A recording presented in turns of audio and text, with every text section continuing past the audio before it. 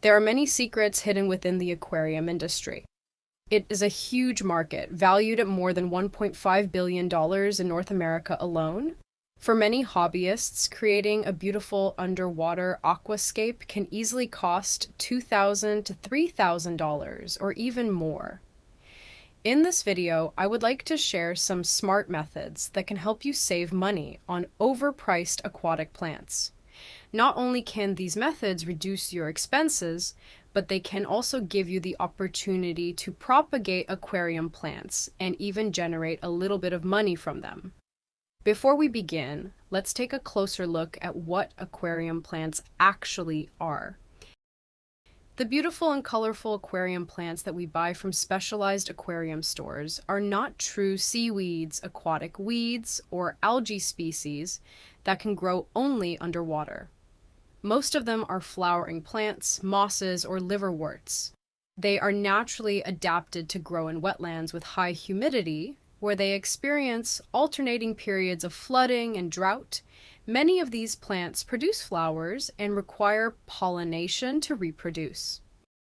Aquatic plants generally fall into the following categories: emergent plants, plants that grow with their roots underwater, while their stems and leaves grow above the water's surface. Submerged plants, plants that grow entirely underwater. Rooted submerged plants, anchored in the substrate. Unrooted submerged plants, free-floating in the water column. Floating-leaved plants, rooted in the substrate with leaves floating on the water's surface. Free-floating plants, plants that float freely on the water without being rooted. Most people have probably never heard, and would be deeply surprised to learn, that a substantial number of aquarium plants are actually grown as emergent terrestrial plants under very wet, high humidity conditions, such as on commercial farms in Florida. However, the aquarium industry does not want most hobbyists to know this. The reason is simple. Growing aquarium plants outside of water is far more efficient. Plants have an unlimited supply of carbon dioxide and plenty of light, allowing them to grow much faster than they would underwater, where carbon dioxide levels, oxygen availability, and light intensity are much lower. Have you ever wondered why aquarium plants from the store look so healthy, with no algae and no damaged leaves, but soon after you plant them in your home aquarium, their leaves begin turning yellow, become covered with algae, and the expensive plants you just purchased start dying? They seem to melt right before your eyes. This melting process occurs because the plants must adapt to completely different growing conditions, including lower carbon dioxide levels, reduced light intensity, different water parameters, changes in general hardness, GH, and fluctuations in pH. As they adapt, their cell walls become thinner, their stems elongate due to phototropism, and the plants often become less attractive. Stressed plants are quickly covered with algae, and in some cases they may eventually die. Of course, no one wants that to happen. That made me think, what if, instead of planting an entire new plant directly into my aquarium, I divided it into several pieces? I could plant some pieces in my aquarium, or even in different aquariums, while growing the remaining pieces in plastic trays, glass vases, or jars. This would allow me to compare different growing conditions and determine which environment each species prefers. This simple idea gave me a much better chance of saving my plants instead of losing them because of beginner mistakes, such as sudden water changes or a pH crash. By experimenting with different growing conditions, I could observe which plants adapted best and what each species required to thrive. This method has saved me a tremendous amount of money. Today, I have my own small aquatic plant nurseries growing right on my windowsill. I purchased this package of aquarium plants from a local aquarium hobbyist for $50 Canadian. Although the price was reasonable, I received only a few small stems of each species. I was worried that if I planted all of them directly into my newly established aquarium, I might lose them. Instead, I decided to divide the plants between my aquarium and several soil-filled containers. I wanted to see whether these plants could be grown as terrestrial plants under moist conditions. To do this, I set up a few plastic dishes and glass vases filled with good quality organic soil.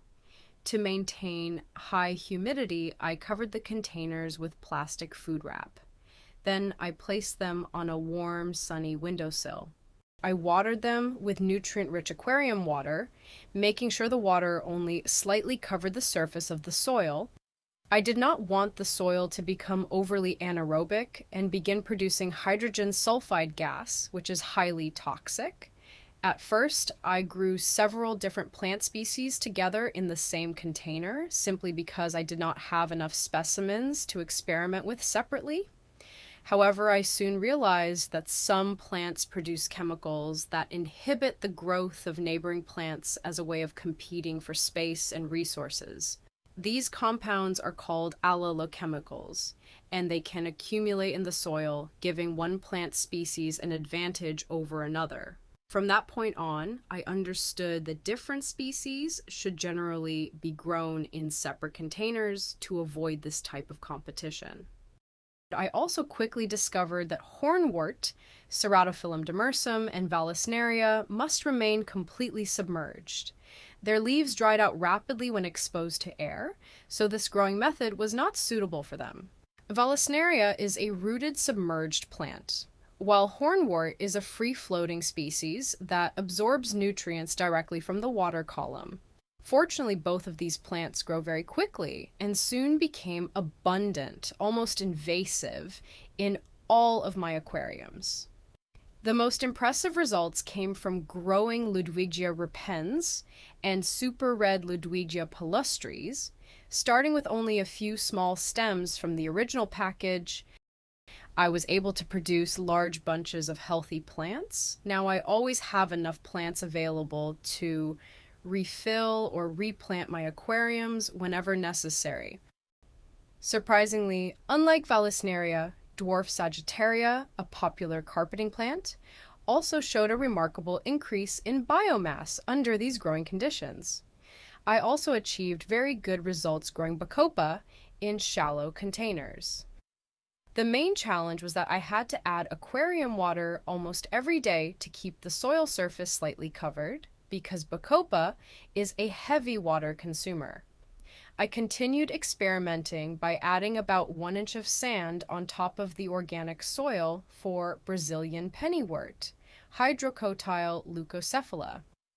At first, I expected that the thick layer of sand would create more anaerobic pockets, leading to the production of toxic hydrogen sulfide gas and encouraging the growth of anaerobic bacteria. Surprisingly, the results were exactly the opposite. The unpleasant rotten smell disappeared completely. Believe it or not, my Brazilian pennywort even flowered and produced seeds. I successfully germinated those seeds and grew an entirely new generation of plants. Isn't that amazing? Later, I expanded my experiments to include slower growing species such as Cryptococcine, Anubias, and Amazon swords using the same growing method. As expected, algae and duckweed eventually appeared in the containers. Instead of removing them by hand, I introduced a few Ramshorn snails from my aquarium. Without any additional feeding, the snails eagerly consumed the algae and duckweed. At the same time, their waste products supplied valuable nutrients that benefited my plants. The result is a small, balanced ecosystem dedicated to a single species of aquatic plant. My only maintenance is adding aquarium water whenever the water level drops. Don't worry about the snails if I forget to water the plants. They don't die. Instead, they bury themselves in the damp sand and remain dormant until moisture returns. One of my favorite plants to grow this way is Anubias. It is an aquatic epiphyte that I like to compare to an underwater orchid because of its slow growth. Under normal aquarium conditions, Anubias may produce only a few new leaves each year, and commercial growers typically cultivate it in an immersed or partially submerged state. In my setup, however, one Anubias plant produced 5 new leaves in just 3 months and firmly attached itself to the sandy substrate. As you can see, the exposed roots are green because they contain chlorophyll and can perform photosynthesis, while the roots buried in the sand are white and lack chlorophyll. I did not always use a soil and sand substrate. For plants that prefer acidic conditions, I experimented with sphagnum moss. As it slowly decomposes over a layer of sand, sphagnum moss creates an excellent growing medium for plants such as Bacopa, as well as many mosses and liverworts. Here you can see my Cameroon moss propagating on sphagnum moss, while liverwort is also thriving on the decomposing material. This method could also work very well for anyone interested in growing plants for terrariums. In summary, after purchasing healthy aquarium plants, don't rush to place them directly into your aquarium. The conditions in your aquarium may not be ideal, and the plants could begin to melt or even die.